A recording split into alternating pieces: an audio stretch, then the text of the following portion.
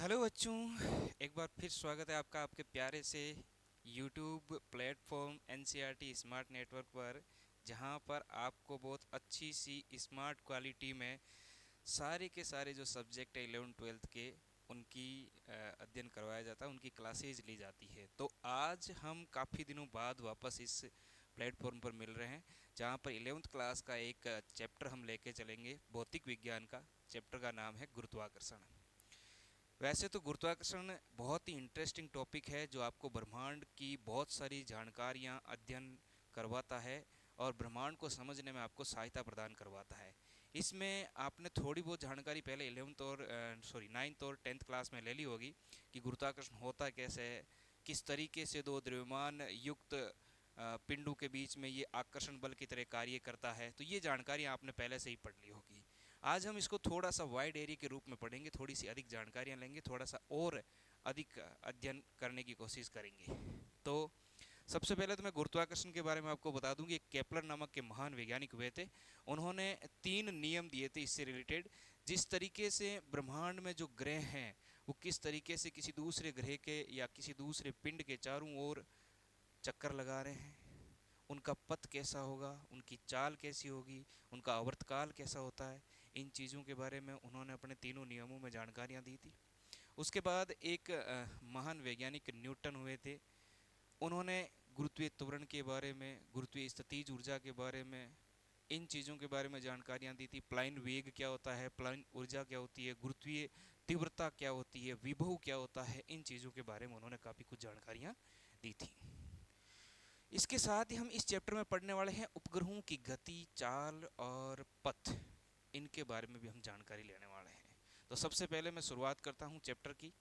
और आप लोग इतने दिनों से मस्त होंगे, स्वस्थ होंगे, अच्छे से पढ़ाई कर रहे होंगे। अब तो और ज़्यादा आप कॉपी और पेन साथ में लेकर बैठना है और अच्छे से मन लगाकर पढ़ना है। इस टॉपिक को ध्यान से पढ़ते रहना। काफ़ी इंटरेस्टिंग टॉपिक होने वाला है, मज़ेदार टॉपिक होने वाला है। चलिए शुरू करते हैं। तो सबसे पहले मैं आपको ये बता दूं कि जो केपलर वैज्ञानिक हुए थे, उन्होंने 3 नियम दिए थे। केपलर नामक जो वैज्ञानिक हुए थे, उन्होंने कितने नियम दिए थे? 3 नियम दिए थे। और ये जो केपलर के तीनों नियम हैं वो किससे रिलेटेड थे? सबसे पहले तो केपलर के नियम। तो केपलर के जो नियम थे वो किससे रिलेटेड थे? एक तो ग्रहों की ग्रहों के पथ से रिलेटेड था, फिर ग्रहों की चाल, और इनका आवर्तकाल। ग्रहों का आवर्तकाल। तो हम इन नियमों पर चलेंगे, उससे पहले हम थोड़ा सा इस गुरुत्वाकर्षण की कहानी देख लेते हैं भी, कहाँ से गुरुत्वाकर्षण शुरू हुआ और कैसे कैसे गुरुत्वाकर्षण के बारे में हमें जानकारियाँ प्राप्त हुई। एक बार देख लेता हूँ, साफ दिख रहा होगा आपको। थोड़ा सा इसकी सेटिंग चेंज कर देता हूँ मैं आपको, थोड़ा ब्लर आ रहा है दिखने में।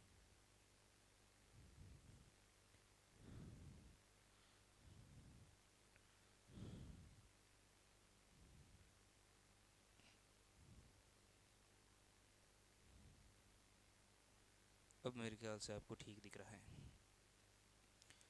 तो चलिए, हाँ साइड में कट गया है, इसको मैं इधर ले आता हूँ।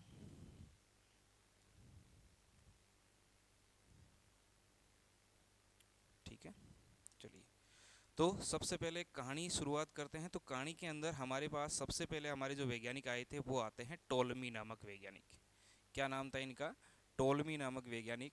और इन्होंने जो हमें ब्रह्मांड का जो मॉडल प्रस्तुत किया था, वो प्रस्तुत किया था भूकेंद्रीय मॉडल। उस मॉडल का क्या नाम था? भूकेंद्रीय मॉडल।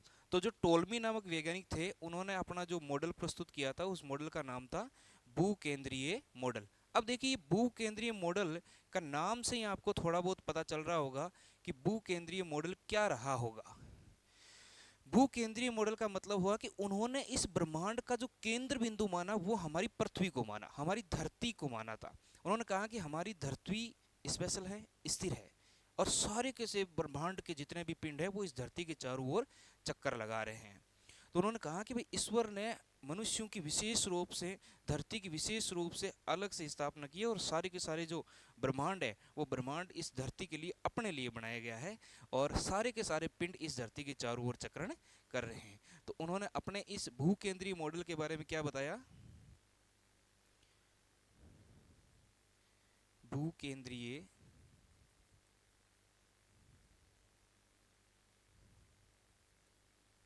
मॉडल के अनुसार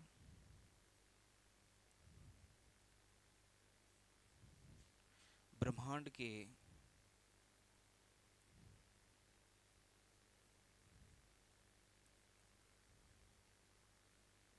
सभी पिंड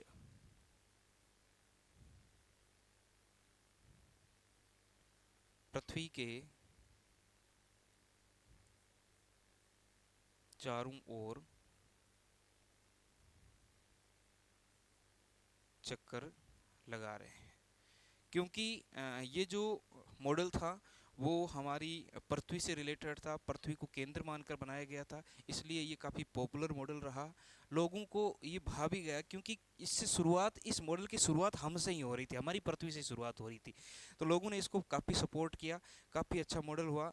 लेकिन उसके बाद में दो वैज्ञानिक आए थे, एक तो कोपरनिक्स नाम का वैज्ञानिक था, कोपरनिक्स, और एक वैज्ञानिक जिनको आप जानते ही हो, हमारे आर्यभट्ट जी, जिन्होंने आपकी गणित में काफ़ी अच्छा और महत्वपूर्ण योगदान दिया था। तो कोपरनिक्स और आर्यभट्ट ने यह बताया, जो उन्होंने मॉडल प्रस्तुत किया था वो था सूर्य केंद्रित मॉडल। सूर्य केंद्रित मॉडल, जो वाकई लगभग सही और सत्यता पर आधारित मॉडल था। तो ये जो मॉडल था हमारा, ये तो था जियो सेंट्रिक मॉडल, जियोसेंट्रिक मॉडल। और जो सूर्य केंद्रित था, इसको दिया था हीलियोसेंट्रिक मॉडल। इसका जो नाम था वो था हीलियोसेंट्रिक मॉडल। ये कोपरनिक्स और आर्यभट्ट द्वारा दिया गया था। इसमें अभी आपको नाम से पता चल रहा होगा कि सूर्य केंद्रित मॉडल का मतलब हुआ, इसमें केंद्र माना गया था सूर्य को। हमारे सौर मंडल का केंद्र किसको माना गया था? सूर्य को। और इस मॉडल के अनुसार, इस मॉडल के अनुसार सौर मंडल के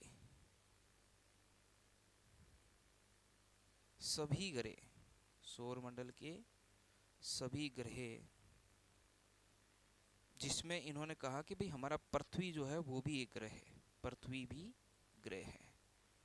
तो सौर मंडल के सभी ग्रह सूर्य के चारों ओर चक्रण कर रहे हैं, सूर्य के चारों ओर चक्कर लगा रहे हैं, चक्कर लगा रहे हैं। ये बात कोपरनिक्स और आर्यभट्ट ने अपने मॉडल से प्रस्तुत की थी, कि जो जितने भी सौर मंडल में ग्रह हैं वो सारे के सारे सौर मंडल में सूर्य के चारों ओर क्या कर रहे हैं? चक्कर लगा रहे हैं। ये बात प्रस्तुत कर दी थी किसने? आर्यभट्ट और कोपरनिक्स ने। इन्होंने अपने मॉडल में ये चीज़ प्रस्तुत की थी। उसके बाद अब हम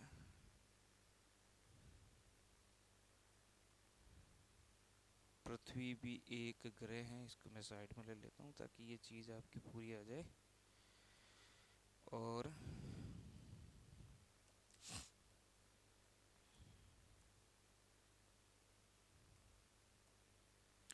उसके बाद एक वैज्ञानिक आए थे जिनका नाम था आर्यभट्ट, सॉरी आर्यभट्ट और कोपरनिक्स तो पहले आगे। उनके बाद में एक जो वैज्ञानिक आए थे, इनका नाम था गैलीलियो। गैलीलियो के बारे में भी आप सब जानते होंगे लगभग। एक वैज्ञानिक आए थे गैलीलियो।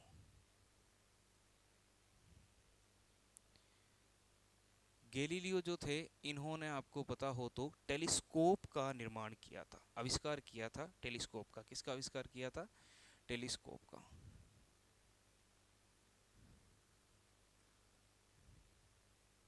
टेलीस्कोप का आविष्कार।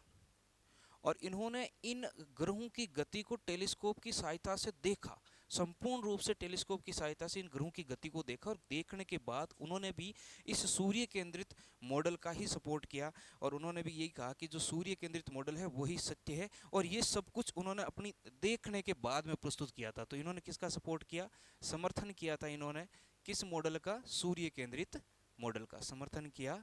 कौन से मॉडल का, सूर्य केंद्रित मॉडल, सूर्य केंद्रित मॉडल का ही समर्थन किया। और उन्होंने कहा कि जो कोपरनिकस और आर्यभट्ट बता रहे हैं वो मॉडल ही सही है और इस मॉडल का उन्होंने प्रस्तुत किया और समर्थन किया था। उसके बाद में एक और वैज्ञानिक आए जिनका नाम था टाइको ब्राहे। टाइको ब्राहे, टाइको ब्राहे नाम के जो वैज्ञानिक आए थे,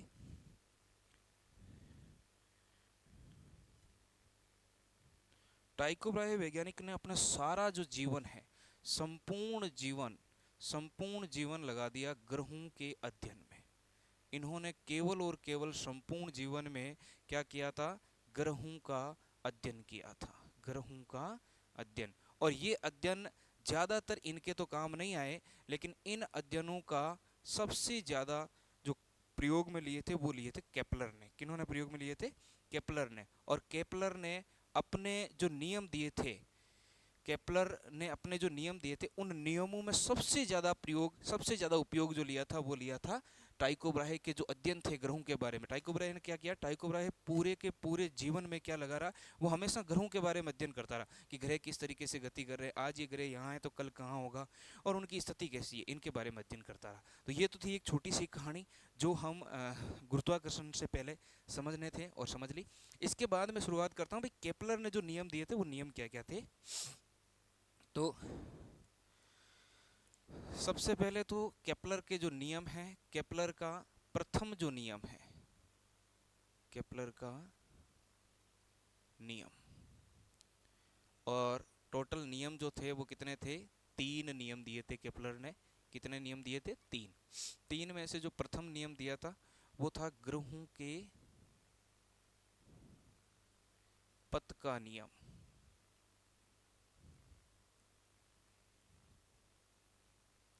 जिन्हें हम एक और नाम से जानते हैं कक्षाओं का नियम। किस नाम से जानते हैं, कक्षाओं का नियम, कक्षाओं का नियम, लॉ ऑफ ऑर्बिट्स। कक्षाओं को ऑर्बिट्स कहते हैं, तो कक्षाओं का नियम, लॉ ऑफ ऑर्बिट्स।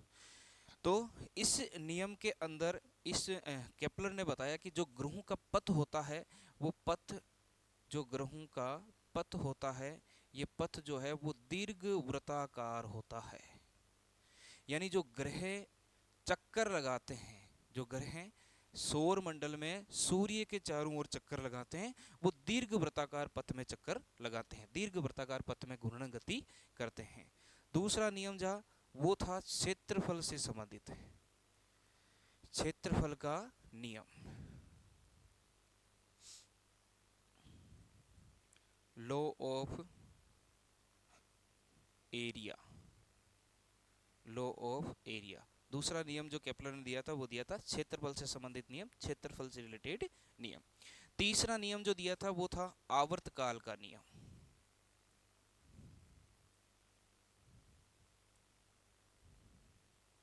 आवर्तकाल का नियम।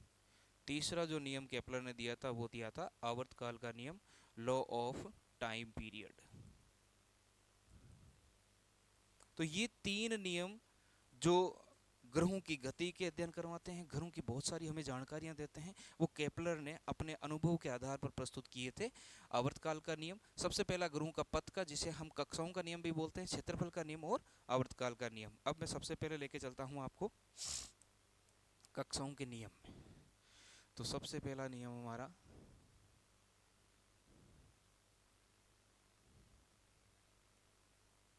कक्षाओं का नियम। तो केपलर का जो कक्षाओं का नियम है उसके बारे में केपलर क्या कहता है कि जो कक्षाओं का नियम है, केपलर का जो कक्षाओं का नियम है उसके बारे में क्या कहता है कि सभी ग्रह सूर्य के चारों ओर, सूर्य के चारों ओर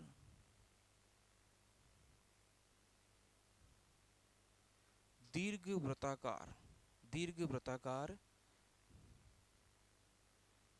पथ पर चक्कर लगाते हैं। दीर्घ वृत्ताकार पथ पर चक्कर लगाते हैं। ये बात किसने बताई थी? केपलर ने अपने पहले नियम में बताया कि जितने भी ग्रह हैं सारे के सारे ग्रह सूर्य के चारों ओर दीर्घ वृत्ताकार पथ में चक्कर लगाते हैं। देखो डायग्राम से इसको समझते हैं किस तरीके से ये दीर्घ वृत्ताकार पथ में चक्कर लगाते हैं। देखिए इस तरीके से एक दीर्घवृत्त का निर्माण कर लेते हैं। काफ़ी चीज़ें हमें इसमें समझनी है, तो इस डायग्राम को ध्यान से समझना आप। फिर मैं यहाँ अक्षेष बना देता हूँ दो।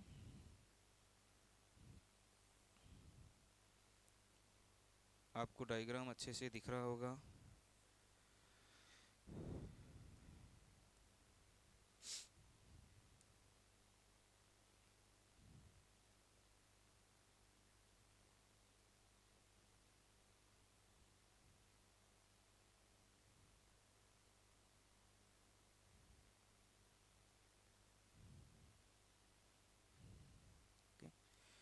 इस डायग्राम में यहाँ पर ये तो हमारा है मूल बिंदु। ये तो कौन सा बिंदु है? मूल बिंदु, जिसको हम O से दर्शा देते हैं। ये तो मूल बिंदु है। और यहाँ होती है इसकी दो नाभियाँ। एक तो यहाँ पर पहली नाभि है जिसको हम F1 नाम दे देते हैं, और एक नाभि होती है इस जगह जिसको हम नाम दे देते हैं F2। दो नाभियाँ, दीर्घवृत्त के अंदर होगी दो नाभियाँ, दोनों में से एक F1 और दूसरी F2। अब हम ये मान लेते हैं कि भाई इस F1 नाभि पर हमारे साथ सूर्य विद्यमान है। कौन विद्यमान है? सूर्य विद्यमान है। कौन सी नाभि पर? F1। सूर्य इन दोनों नाभियों में से किसी भी नाभि पर स्थित रह सकता है। दोनों नाभियों, दीर्घवृत्त की जो दोनों नाभियां हैं, इन दोनों नाभियों में से किसी भी नाभि पर सूर्य स्थित रह सकता है। ये मूल बिंदु से इधर ये F1 नाभि और इधर F2 नाभि, इन दोनों नाभियों में से किसी भी नाभि पर सूर्य स्थित रह सकता है। और ये जो दूरी होती है, ये पूरी दूरी, इस दूरी को हम बोलते हैं ए के नाम से। किस नाम से जानते हैं? ए से। ये जो दूरी है इसको भी हम ए नाम से जानते हैं। और इधर वाली जो दूरी होती है इसे बोलते हैं बी के नाम से, स्मॉल बी। ये जो दूरी होगी वो हो जाएगी स्मॉल बी। और जिस नाभि पर सूर्य स्थित है उस नाभि से मूल बिंदु की जो दूरी है उसे लिखते हैं ए ई से। किस नाम से लिखा जाता है? ए ई से। और यहाँ इस वृत्ताकार, जो दीर्घ वृत्ताकार आकृति है, इसमें यहाँ पर हमारी पृथ्वी जो है मान लेते हैं कि चक्रण कर रही है सूर्य के चारों ओर। तो वो एक समय तो इस सूर्य के नजदीकतम बिंदु पर रहेगी और एक समय वो इस सूर्य के दूरस्थ बिंदु पर स्थित रहेगी। यानी जो पृथ्वी सूर्य के चारों ओर चक्कर लगा रही है, तो एक समय तो ऐसा आएगा जब सूर्य उस पृथ्वी जो है वो उस सूर्य के नजदीकतम बिंदु पर होगी, और एक समय ऐसा आएगा जब पृथ्वी जो है वो सूर्य के दूरस्थ बिंदु पर रहेगी। इस तरीके से चक्रण करते हुए मान लेते हैं यहाँ पर ओमेगा कोणीय वेग के साथ हमारी पृथ्वी जो है वो चक्कर लगा रही है। ठीक है, तो ये ए क्या है, बी क्या है, ए ई क्या है, F1 F2 क्या है, इन सब के बारे में अभी लिख देता हूँ। ये जो इसका नजदीकतम बिंदु है उसको हम लिखते हैं P से, और इसका जो दूरस्थ बिंदु है उसको हम लिखते हैं A से। अब इन सभी बिंदुओं के बारे में जानकारी मैं आपके सामने प्रस्तुत कर देता हूँ। देखिए सबसे पहले हमने लिखा भाई ये जो P है ये है सूर्य का निकटतम बिंदु। सूर्य का निकटतम बिंदु, सूर्य का निकटतम बिंदु जिसे कहते हैं पेरीहीलियम। पेरीहीलियन, इसको बोलते हैं पेरीहीलियन। निकटतम बिंदु जो सूर्य का उसे बोलते हैं पेरीहीलियन। और दूसरा है ए, ये होता है सूर्य से दूरस्थ बिंदु। सूर्य से दूरस्थ बिंदु, और इसे बोलते हैं एपीहीलियन। इसका नाम होता है एपीहीलियन। जो सूर्य से दूरस्थ बिंदु है उसे बोलते हैं एपीहीलियन। ये यहाँ पर तो हमारा सूर्य है, इस जगह तो क्या है? सूर्य है। और इस सूर्य से जो नजदीकतम बिंदु है P, उसे तो बोलेंगे पेरीहीलियन, और जो अधिकतम दूरी पर है ए बिंदु उसे बोलेंगे एपीहीलियन। एपीहीलियन जो दूरस्थ बिंदु है, इसे बोला जाता है उपसौर। जो नजदीकतम बिंदु है उसे बोला जाता है उपसौर, और जो अधिकतम दूरी पर होता है उसे बोला जाता है अपसोर। आपने कभी नाम सुना होगा उपसोर और अपसोर। तो जो सूर्य से नजदीकतम बिंदु है, जब पृथ्वी उसके चारों ओर दीर्घ वृत्ताकार पथ पर घूर्णन करती हुई उसके नजदीकतम बिंदु पर पहुंचती है तो उसे बोला जाता है उपसौर बिंदु पर है। कौन से बिंदु पर है? उपसौर। और जब वो दूरस्थ बिंदु पर पहुंचेगी तो उसे बोला जाता है ये अब की बार अपसौर बिंदु पर है। कौन से बिंदु पर है? अपसौर बिंदु पर। यहाँ जो हमने F1 व F2 दो बिंदु और दर्शाए हैं वो है इस दीर्घ वृत्त की नाभियां। दीर्घ वृत्त की नाभियां। दीर्घ वृत्त की नाभियां। दीर्घ वृत्त की नाभियां। एक दीर्घ वृत्त, उसकी दो नाभियां F1 और F2। और P और A हमने समझ लिए। जो नजदीकतम बिंदु है पृथ्वी का, जो सूर्य से जो दीर्घ वृत्त का नजदीकतम बिंदु है उसे हम पेरीहीलियन उपसौर बिंदु के नाम से जानते हैं। जो दूरस्थ बिंदु है उसे एपीहीलियन और अपसौर बिंदु के नाम से जानते हैं। अपसौर बिंदु इसे कहा जाता है।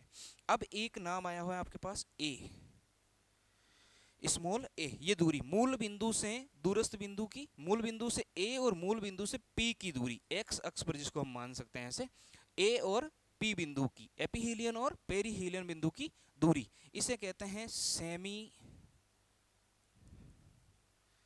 Major axis. Semi major axis क्या कहेंगे इसको? अर्ध दीर्घ अक्ष। अर्ध दीर्घ अक्ष। और एक बिंदु हमने लिखा था स्मॉल बी जो वाई अक्ष की तरफ है। वाई अक्ष पर दीर्घवृत्त की जो दूरी है वो दूरी ओ से ये बिंदु की, इस बिंदु की दूरी, इसे कहा जाता है सेमी माइनर अक्ष। Semi minor axis. अर्ध लघु अक्ष। अब हमारे पास एक जो बिंदु है वो बच गया ए ई। जो ए ई दूरी होती है वो ए ई दूरी वास्तव में नाभि से मूल बिंदु की दूरी होती है। नाभि से मूल बिंदु की दूरी होती है। नाभि से मूल बिंदु की दूरी ए स्मॉल ई। और जो ई है, ई, इस ई को कहा जाता है उत्केंद्रिता। ई को बोला जाता है उत्केंद्रिता। इस दीर्घवृत्त की ये क्या है? उत्केंद्रिता। जैसे हमने माना कि भाई ये जो दीर्घवृत्त दे रखा है, इस दीर्घवृत्त के पथ पर हमारी पृथ्वी सूर्य के चारों ओर चक्रण कर रही है, तो जो पृथ्वी के द्वारा वह दीर्घवृत्ताकार पथ जिसके अनुदिश सूर्य के चारों ओर चक्रण किया जा रहा है, उस दीर्घवृत्त की क्या है? उत्केंद्रिता।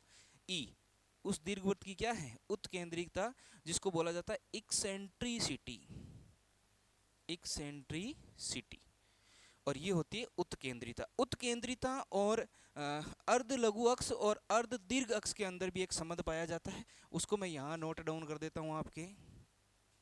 जो ई होती है वो ई होती है किसके बराबर? Root of 1 minus b square upon में ए स्क्वायर। तो बी क्या है यहाँ पर? बी है सेमी माइनर अक्ष, अर्ध लघु अक्ष, और ए क्या है? सेमी मेजर अक्ष, अर्ध दीर्घ अक्ष। तो ई जो है वो क्या है? उत्केंद्रिता। जो तो कोई भी दीर्घ वृत्ताकार आकृति है, उस दीर्घ वृत्ताकार आकृति का जो इन दोनों से सेमी माइनर एक्स और सेमी मेजर एक्स, इन दोनों से जो संबंध होता है वो होता है ई बराबर root of 1 minus b square upon में ए स्क्वायर। बी क्या है, ए क्या है, इनके बारे में आप सब जानते ही होंगे, मैंने बोर्ड पर नोट भी कर दिया है। तो ये आपको समझ में आ जाना चाहिए। इससे हमारे कई सारे न्यूमेरिकल अप्रोच जो होगी वो आसानी से हम सोल्व कर पाएंगे। ये चीज़ आपको समझ में आ जानी चाहिए। ठीक है। इसके अलावा हम यहाँ पर ये भी ज्ञात कर सकते हैं कि भाई जो अधिकतम बिंदु है, अधिकतम दूरी पर स्थित बिंदु है, कौन सा बिंदु है अधिकतम दूरी पर स्थित? ए। और सूर्य से न्यूनतम दूरी पर स्थित जो बिंदु है, उन दोनों में भी कोई संबंध स्थापित हो सकता है क्या? तो चलिए इन दोनों में भी हम संबंध स्थापित कर सकते हैं। तो देखिए, अगर मैं यहाँ लिखूं आर मैक्सिमम, आर मैक्सिमम, तो आर मैक्सिमम क्या हो जाएगा? आर मैक्सिमम हो जाएगा इस सूर्य से ए बिंदु के बीच की दूरी। सूर्य से ए बिंदु के बीच की दूरी, उसको मैं लिख सकता हूं, देखो F1O प्लस ओ ए, F1O प्लस ओ ए। क्योंकि ये जो टोटल दूरी है वो किसके बराबर है, वो है F1A के बराबर, और इसको हम लिख सकते हैं F1O प्लस OA। अब देखिए F1O कितनी है, सूर्य से मूल बिंदु के बीच की दूरी तो होगी F1O, और इसका मान हमने कितना लिख रखा है, AE के बराबर। तो यहाँ हम लिख सकते हैं ये हो जाएगी आपकी AE प्लस में OA, मूल बिंदु से अपसोर बिंदु की दूरी, मूल बिंदु से अपसोर बिंदु की दूरी वो कितनी हो जाएगी, वो है A। और इन दोनों में से अगर मैं एक कॉमन ले लेता हूँ, यहाँ तक आपको दिख रहा होगा, तो मेरे पास यहाँ बचेगा, मैं ई को उधर भेज देता हूँ, 1 प्लस ई। क्या बचेगा, 1 प्लस ई। तो एक तो समीकरण मुझे ये मिल गई, और एक निकालता हूँ मैं आर मिनिमम। आर मिनिमम मतलब जहाँ जिस नाभि पर सूर्य स्थित है वहां से दीर्घवृत्त की दूरी, जो पेरीहीलियन बिंदु है, कौन सा, उपसौर बिंदु है, ये वाली दूरी। तो ये वाली दूरी हो जाएगी कितनी, F1P। ये दूरी कितनी हो जाएगी बच्चों, F1P। और इस F1P को मैं क्या लिख सकता हूँ, ये टोटल OP, मूल बिंदु से पेरीहीलियन की दूरी, उसमें से मैं घटा सकता हूँ F1O, तो मेरे पास ये दूरी आ जाएगी। ठीक है, तो टोटल दूरी कितनी हो गई, OP माइनस F1O। तो यहाँ पर देखो OP कितनी है, OP है A के बराबर, और माइनस F1O, जहाँ जिस नाभि पर सूर्य है वहां से मूल बिंदु की दूरी कितनी है, AE। तो यहाँ भी एक कॉमन ले लूंगा तो क्या बचेगा, 1 माइनस E बचेगा। अब देखिए इन दोनों समीकरणों से अगर मुझे इनका अनुपात पूछ लिया जाए, आर मैक्सिमम और आर मिनिमम का अनुपात क्या होगा, तो मैं सीधा निकाल लूंगा कि साहब ये होगा A1 प्लस ई अपोन में A1 माइनस ई। इसका मतलब ये बचेगा क्या, ये बचेगा आर मैक्सिमम अपोन में आर मिनिमम जो है वो हो जाएगा आपके पास 1 प्लस ई अपोन में 1 माइनस ई। ये कंपटीशन में कई बार डायरेक्ट सीधा क्वेश्चन आता है, सीधा उठा के क्वेश्चन देते हैं कि किसी बिंदु पर या किसी नाभि पर अगर सूर्य स्थित है तो उससे दूरस्थ बिंदु और उससे न्यूनतम दूरी पर स्थित बिंदुओं का अनुपात क्या होगा, दूरियों का अनुपात क्या होगा। तो दूरियों का अनुपात होगा अधिकतम दूरी पर आर मैक्सिमम 1 प्लस ई और आर मिनिमम 1 माइनस ई। या ये भी कह सकता है कि जो सूर्य जिस भी नाभि पर स्थित है उस नाभि से अधिकतम दूरी पर स्थित बिंदु और न्यूनतम दूरी पर स्थित बिंदुओं का उत्केंद्रिता के फॉर्मेट में संबंध बताइए, उत्केंद्रिता के फॉर्मेट में अनुपात बताइए। तो भी हमें ये बताना 1 प्लस ई अपोन में 1 माइनस ई। यहाँ तक मेरे ख्याल से आपको समझ में आ जाना चाहिए।